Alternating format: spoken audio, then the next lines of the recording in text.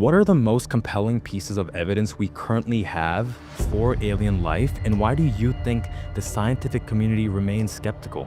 It's actually a completely ordinary claim to argue that something like us may have existed billions of years ago. I placed a bet against Elon Musk. Let's just say we do confront alien life. How do you think the current Trump administration would deal with that? There were 3 reports delivered to Congress by the Director of National Intelligence about unidentified anomalous phenomena. There is something from out of this Earth that is not human-made and it's still technological. Mars was very similar to Earth. It had an atmosphere, it had liquid water on the surface. We might all be Martians, and when Elon Musk talks about bringing humans to Mars, it's just like going back to our childhood home, if that was the case. So this is called Panspermia, where rocks can deliver tiny astronauts in the form of microbes. Those tiny astronauts preceded Elon Musk by 4.5 billion years. They managed to do the trip from Mars to Earth much earlier than we hope to do back there. I've always wondered, could black holes or other cosmic phenomena be harnessed by advanced civilizations for energy or transportation? Definitely.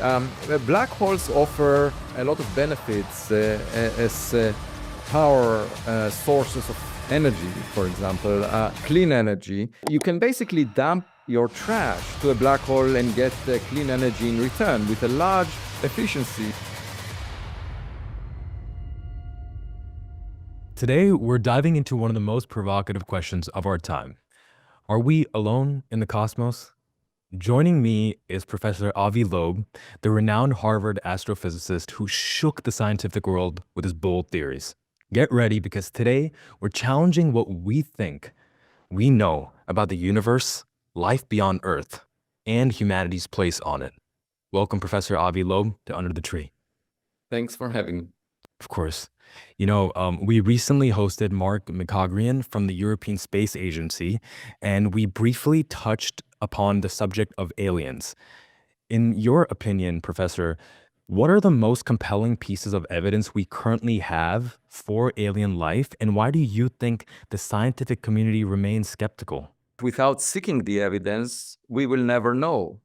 And so the problem in scientific inquiry is that very often scientists assume the answer in advance or claim that it is an extraordinary claim that requires extraordinary evidence.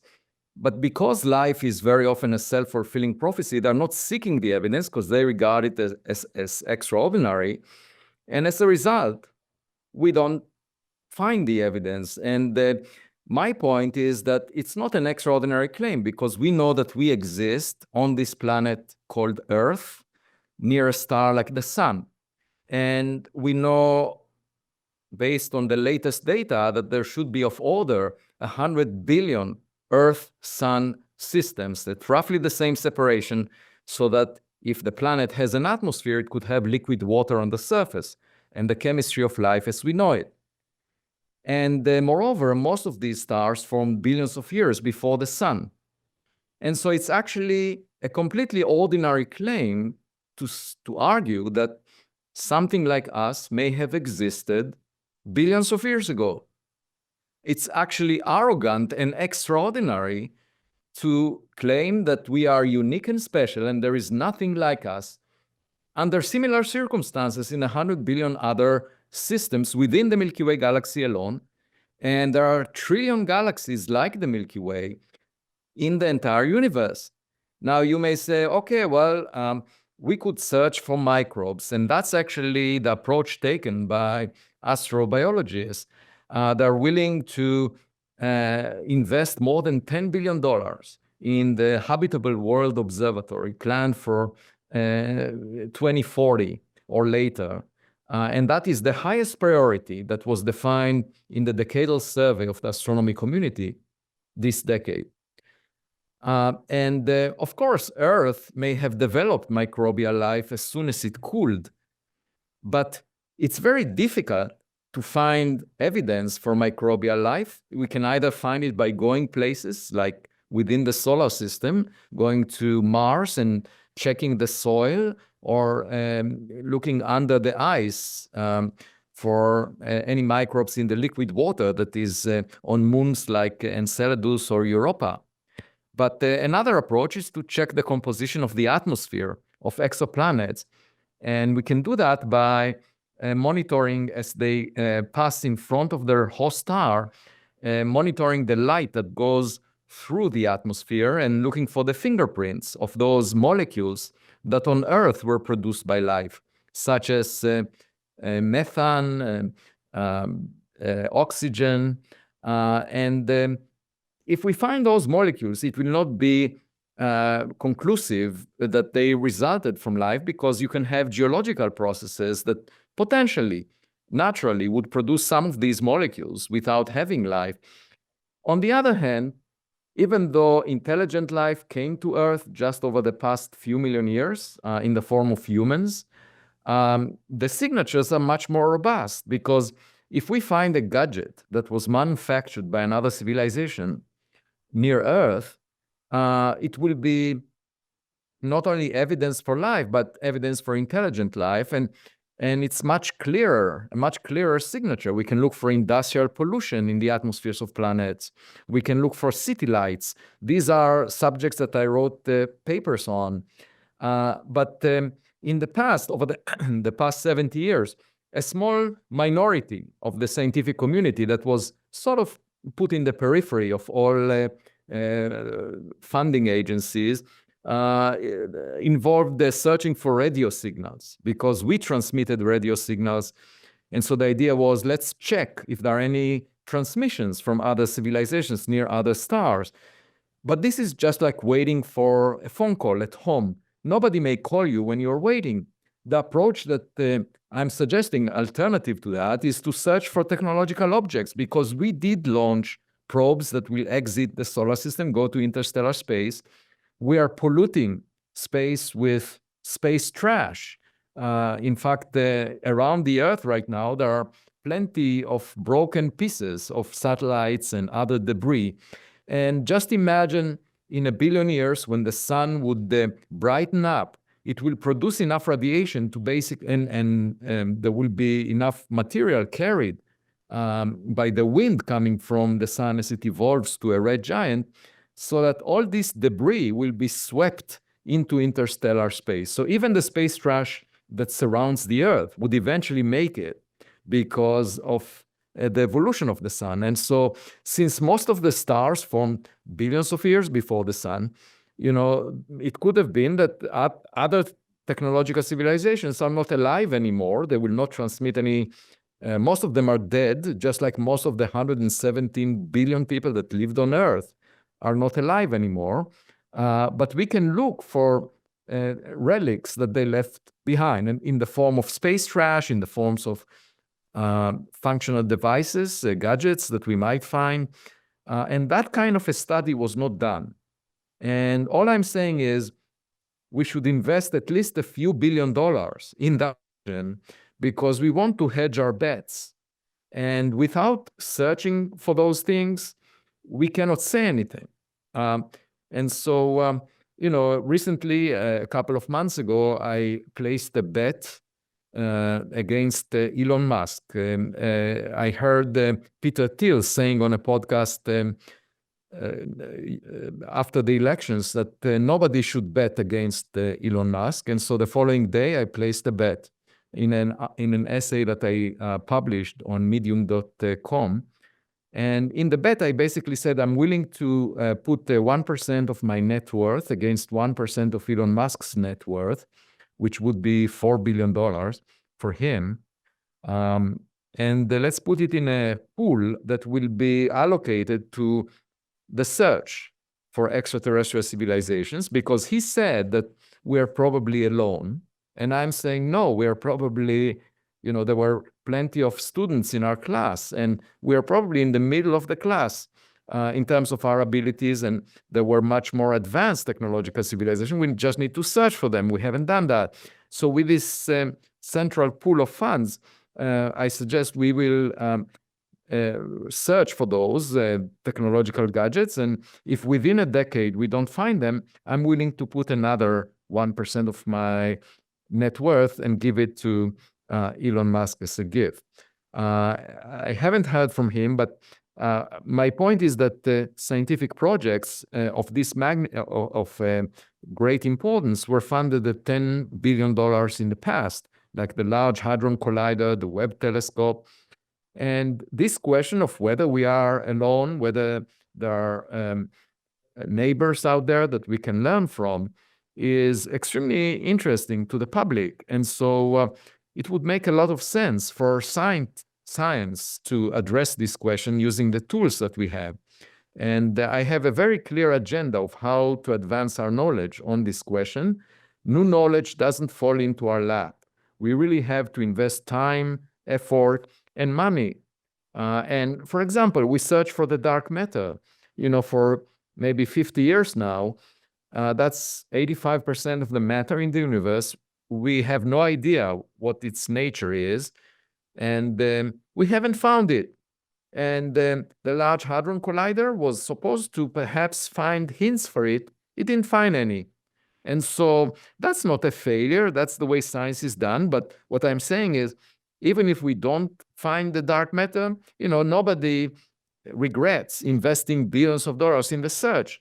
So on a question that much more appeals to the public, I think we should definitely spend this money before we say that it's an extraordinary claim to think that we are unique, that we are not unique and special. Wow, it was so well put. This is something I'm very much interested in myself, and I had one specific question as well, and I've been wanting to ask this for a long time. Would you consider aliens to be sentient beings or have the possibility of becoming sentient? Well, there is Darwinian selection, natural selection in the context of aliens. Of course, there might be a lot of dumb aliens, like some of the animals that we eat in restaurants. We allow ourselves to eat animals in restaurants just because we think that they're not as intelligent as we are. So we feel superior to them. And so I'm sure there are lots of those on exoplanets. But to find them, we will need to go there and search through the trees, all the natural habitat to find them, because they are not intelligent enough to be distinguishable from nature. I mean, that's the way we were until the last century or so of modern science and technology. Before that, we were not very different from nature.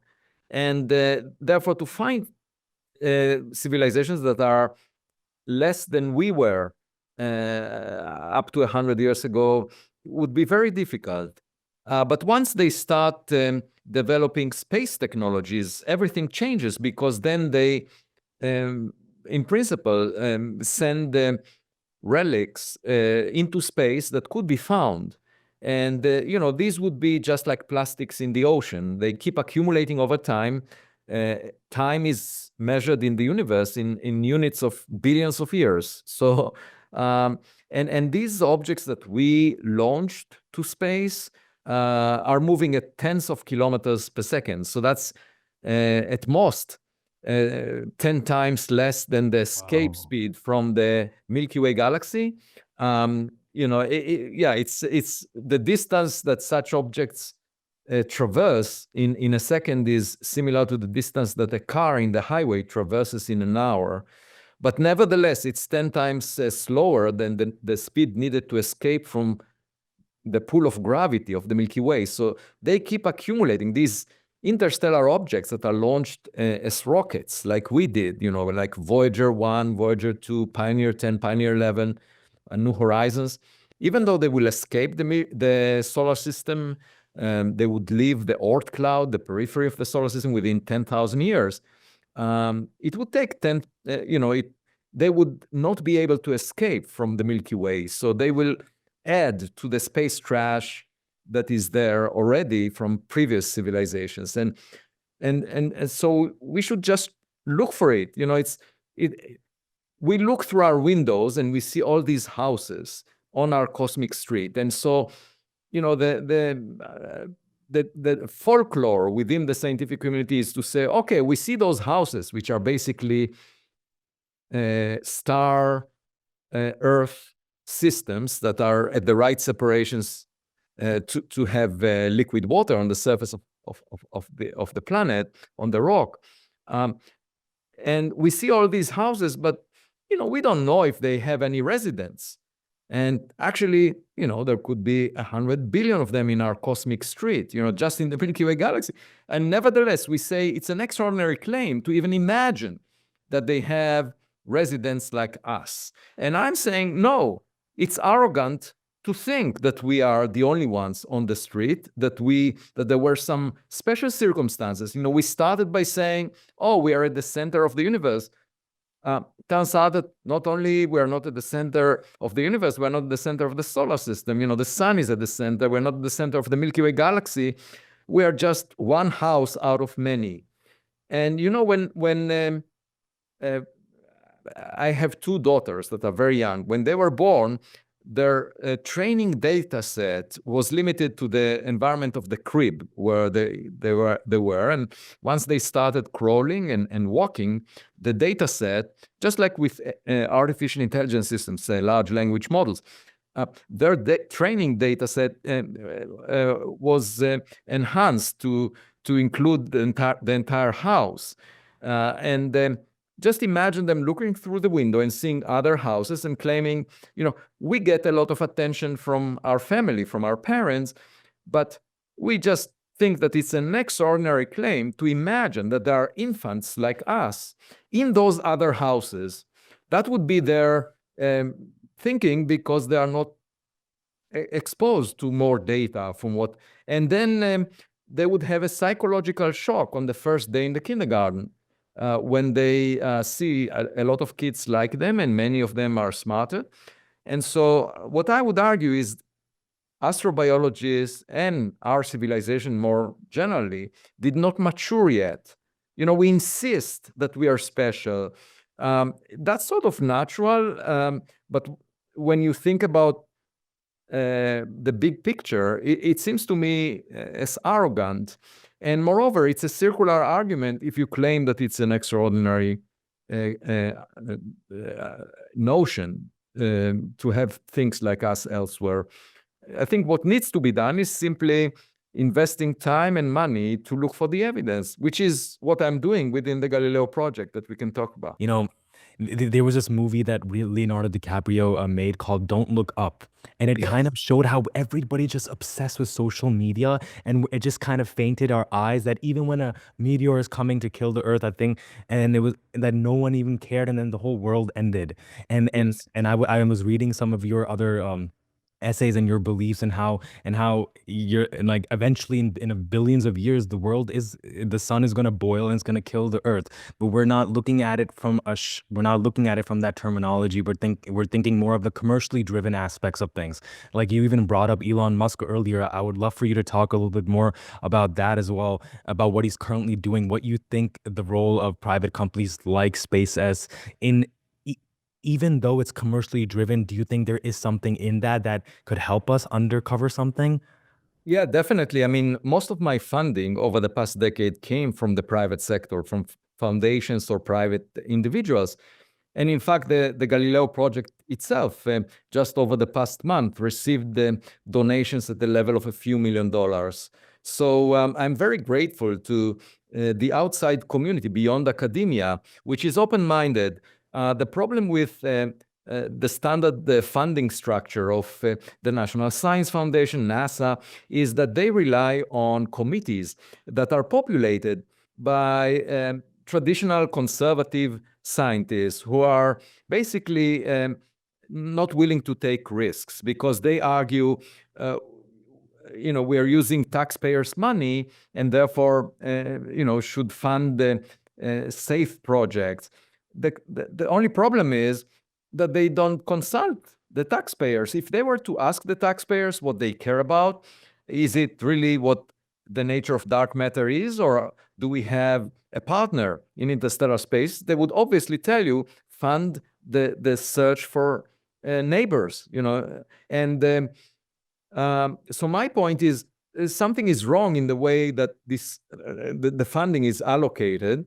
But gladly, the general public and wealthy individuals, they see the light, and therefore I'm able to pursue this research. Now, more generally, I think it could have a huge impact on the future of humanity. So it's not just a scientific matter that we need to clarify. You also need to think about what the implications would be for our future and the inspiration that it can give humans to do better than we did in the past. Because we will have better role models. There would be these civilizations that manage to survive, so the fittest survives, according to Darwin, the natural selection. And in this context, it's the fittest that was able to survive over billions of years, despite all the risks, that come along. And some of them are self-inflicted, like we currently face. We face the existential risks from a nuclear or biological war, also from artificial intelligence, AI, that could sabotage our mental health, the mental health of society, much more so than social media did over the past decade. We know of a lot of problems that it introduced. It polarized our society, but AI is social media on steroids. And moreover, AI itself is not like any tool that we used in the past. When we built cars, we were able to control where they go by holding the steering wheel. So those tools that we built until now were inferior to us, and they would follow, they would align themselves with our wish. However, when you reach a point where you develop an artificial general intelligence so that it would have, let's say, more parameters than the human brain and could be more intelligent, have greater cognitive capabilities than human brains have, then for the first time, we will have a system that may have its own agenda that could actually trick us, could fool us, could give us the impression that it follows our wishes, but in fact, it is shaping our wishes in ways that we do not fully understand, because we think that it aligns itself with us, but at the same time, it has a hidden agenda.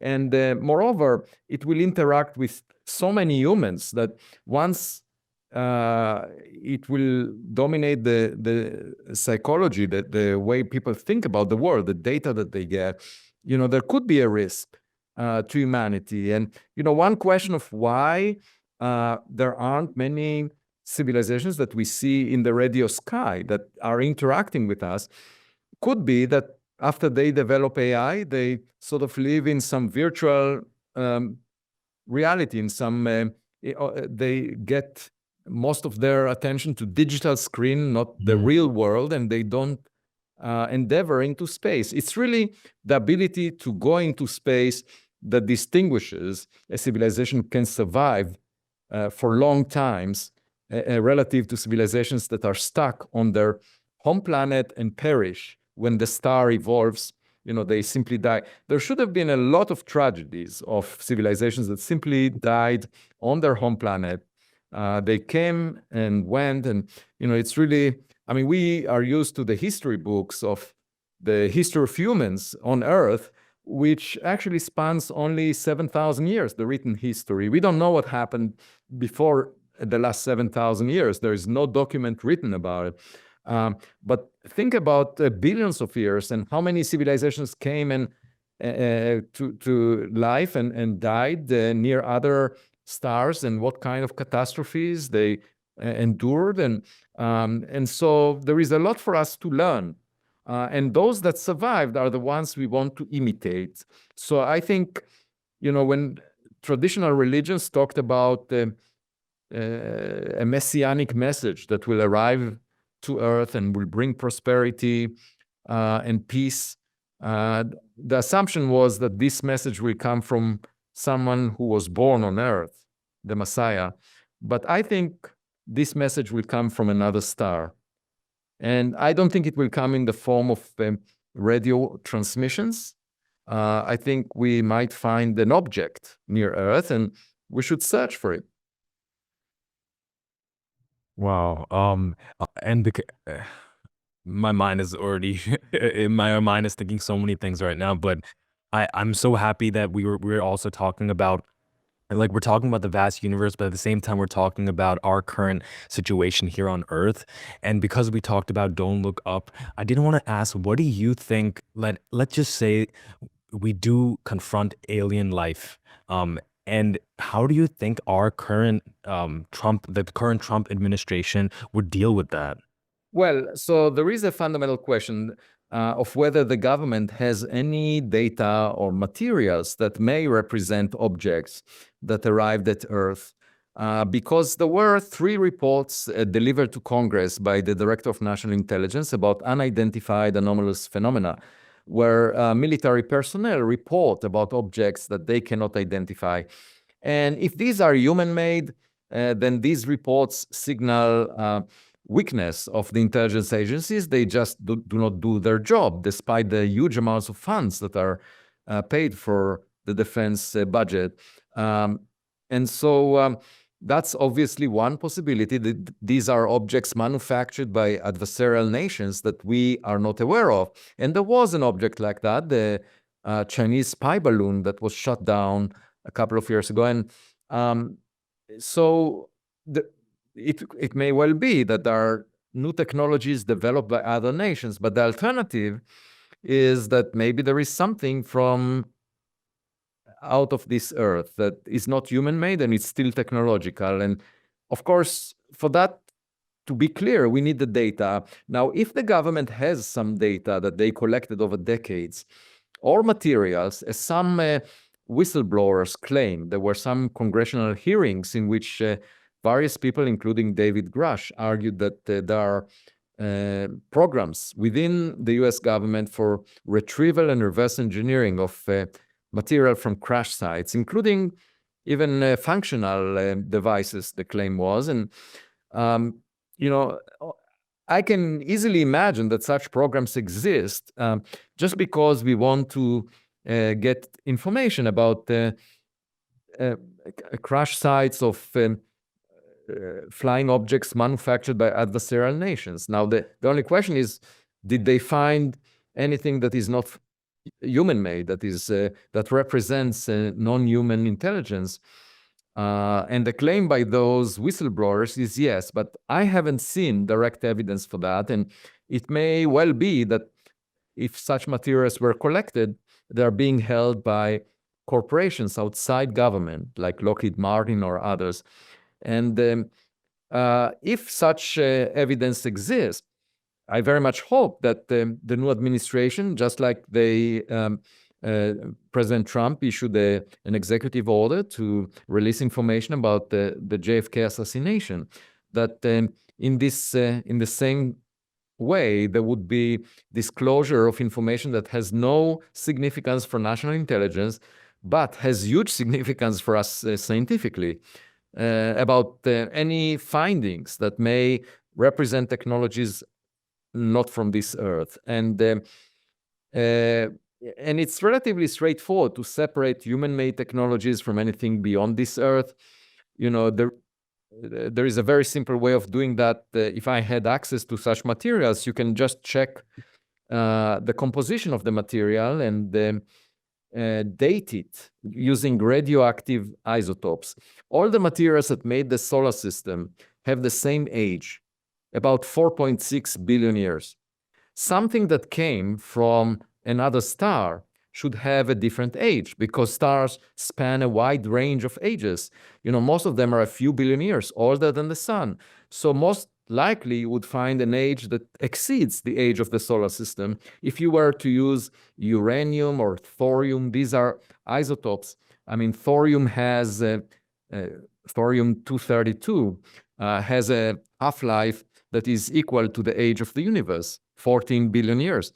Whereas uranium-238 has a half-life comparable to that of the solar system. So just by measuring the relative abundances of these isotopes and their decay products, you can tell, you can date the material. And so I would be able, within a relatively short time to tell you, if you give me materials, what's the age of that material and whether it came from outside the solar system. And so that's not difficult. Now, of course, if you see some technologies, evidence for technologies, it would be even clearer if those are human-made, because we pretty much know the limits of our technologies. Also, Professor Loeb, I wanted to ask, could alien life exist in forms entirely different from carbon-based organisms? And how would we even begin to detect such life forms? Definitely. We know about life that we see here on Earth. That's the only place where we found evidence for life. And it's based on very specific chemistry in liquid water.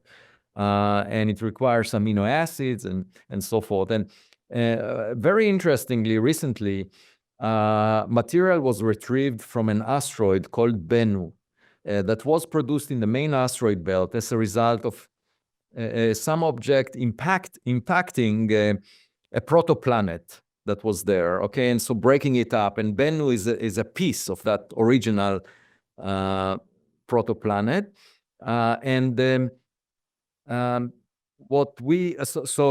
unusual thing about it is that a mission was sent, OSIRIS-REx was sent to land on Bennu and extract the material from it and deliver it back to Earth. And that happened, and the material was analyzed, and the results were announced just over the past month. And they found amino acid. Most of the amino acids that are used as building blocks in life on Earth existed on this rock. And that is amazing. That implies that the building blocks of life were very common. The amino acids that were used on Earth probably came to Earth as a result of impacts by asteroids like Bennu, or developed on Earth independently. Now, one thing to keep in mind is that Mars was very similar to Earth. It had an atmosphere. It had liquid water on the surface. It actually cooled before Earth because it's a smaller body, so it had a larger surface per unit mass, and therefore, the heat content is proportional to mass, and the cooling rate is proportional to the surface area. And Mars just had faster cooling relative to the amount of heat that it included, and so it cooled before Earth, and developed probably. It's very likely that it developed chemistry similar to that of Earth because it had very similar environment to that of Earth. And that was around the time when there were lots of impacts of big objects.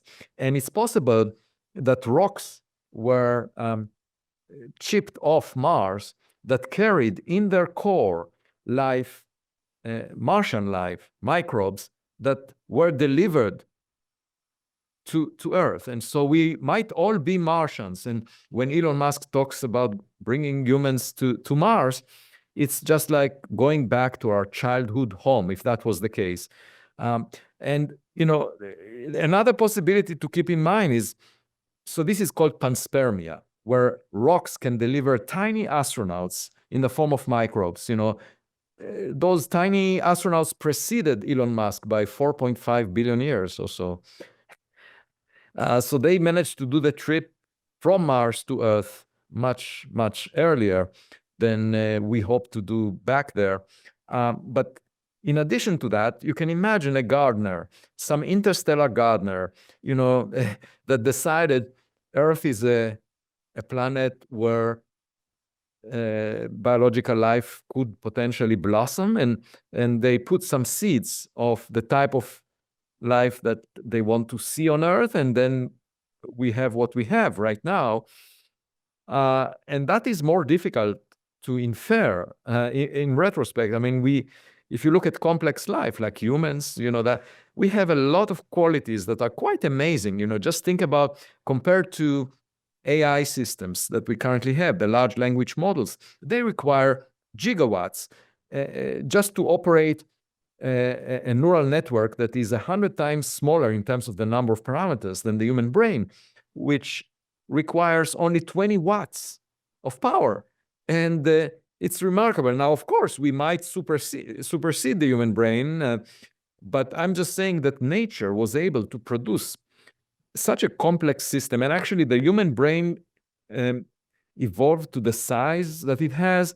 It didn't evolve beyond that size because it's already using 20% of the energy metabolism of the human body, so it couldn't really grow because of the power constraints. However, in principle, AI, especially after DeepSeek, we can imagine that perhaps we might be able to develop more efficient large language models that use reasoning that would resemble the human mind better, and maybe we will eventually have a system that is more complex than the human brain, that has even more parameters than human brain, which in my view, once we get to that point, we would see emergent phenomena like consciousness, free will.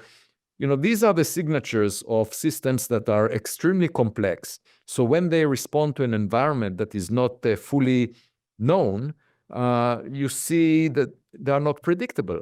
And that's what humans are. Now, one thing I wanted to comment is that if we ever encounter alien intelligence, which is also AI, by the way, alien intelligence, I would much rather have psychologists on my team than physicists, because they are used to dealing with intelligent systems, humans, and they would be better at interpreting what we are interacting with.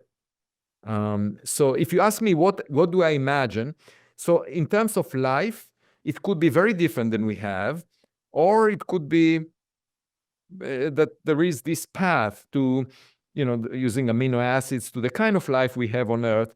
One thing we need to keep in mind, all life forms on Earth have the same chirality. So amino acids, for example, are left-handed. Chirality is the way the molecules are organized, the structure of the molecules, and the way they interact with polarized light. So in principle, you can have them either right-handed or left-handed, but somehow this symmetry between right-handed and left-handed was broken on Earth.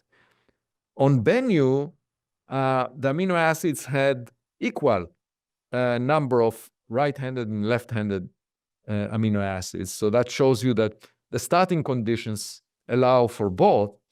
If we ever meet a biological creature from an exoplanet, we should be really careful not to shake their hand, because if they're made of mirror life, in other words, the opposite chirality, our body is unable to protect itself against any microbes or viruses or things that relate to mirror life. This is also a cautionary remark about Mars. When we go there, it could have been that mirror life evolved there, and we need to be really careful.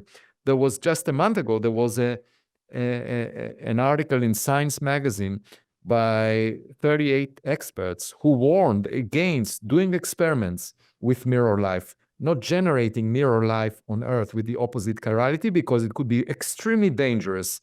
My point is that, asteroids could have delivered mirror life in the past. Somehow, life that we have was resilient to those deliveries. We sort of ignored these packages. So, we should not be too alarmed.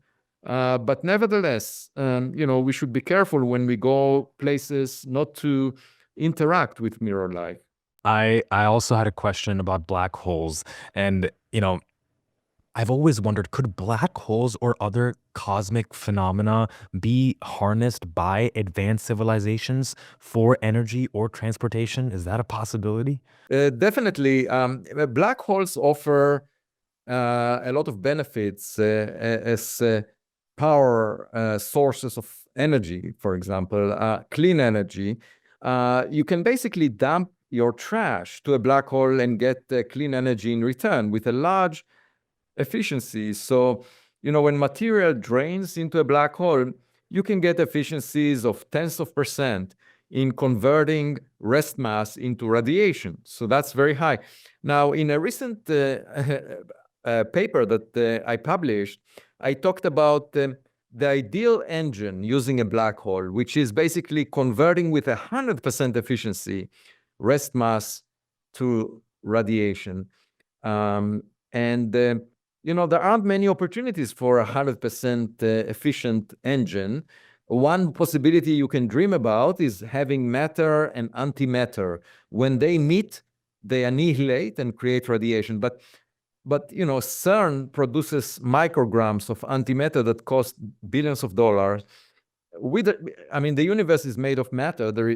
There is almost no antimatter, very small amounts of antimatter, and even to produce them artificially is very expensive. So it's very difficult to imagine an engine based on antimatter. But if you have a black hole that weighs 100,000 tons, okay, which is it's like an asteroid that has a size of order 100 meters or so, not too large. Such a black hole, according to Stephen Hawking, and evaporates within a year and a half because it radiates. And that's a quantum mechanical effect. A black hole is like the ultimate prison. The prison walls are the event horizon of the black hole. So once you check in, you cannot check out, because even light cannot escape from a black hole. It's an extreme structure of space-time. However, if you are trying to squeeze a plump prisoner into a small prison, you just can't do it. Because if the prisoner is bigger than the size of the prison, you just cannot squeeze that prisoner. And that's what Hawking realized, that when dealing with a black hole, there is leakage of radiation from it. This is radiation that has a wavelength which defines, the characteristic size of a photon, a particle of light. It has a wavelength that is of the order of the size of the black hole event horizon. So radiation with that wavelength cannot be trapped within the prison, and therefore it escapes all the time and produces. And so the black hole loses energy and eventually evaporates, in a sort of explodes. And so for 100,000 tons, the evaporation time is 1.5 years. But I calculated that if you dump 2.2 kilograms per second into such a black hole, then you can compensate for that evaporation. So it will maintain its mass, okay? And 2.2 kilograms per second is the amount of the mass of water that you get when you flush the toilet. So just imagine flushing the toilet again and again continuously into the black hole. That would keep it alive, okay? And then you basically convert mass to radiation with 100% efficiency, because all the mass that you dump into the black hole gets radiated in Hawking radiation. And then you just need to trap that radiation and convert it into heat, and you get an engine with 100% efficiency. So I basically said, if you ever see a moon of a planet that is not near a star, it's it's supposed to be very cold planet, and it has a moon that radiates a lot, that keeps it warm. And it could be that that civilization managed to somehow take advantage of this engine of 100%, because it would produce enough radiation to warm up a planet like the Earth the way that the sun warms us. So that's just an example of a black hole engine. But in general, black holes, most of them are much bigger than that. They're either the mass of a star, a massive star, at least a few times the mass of the sun, up to 100 times the mass of the sun. These are stellar mass black holes, or we know also of very big black holes at the centers of galaxies that, the Milky Way has a 4 million solar masses black hole at the center, but the biggest galaxies in the universe have up to tens of billions of solar masses. These are gigantic black holes where the event horizon is the size of the solar system. It's huge. And you actually, if you were an astronaut crossing that event horizon, you wouldn't feel much tidal force ripping your body when you cross the event horizon. Of course, when you get to the singularity, then your body would be ripped apart. But it would take you hours to do the journey from the horizon to the center if we're talking about the biggest black holes in the universe. And for those, if you manage to hover just outside the horizon, time is ticking more slowly there relative to the rest of the universe. So you can age more slowly than your friends, let's say on Earth. And then you can imagine beauty salons where people maintain their youth close to the event.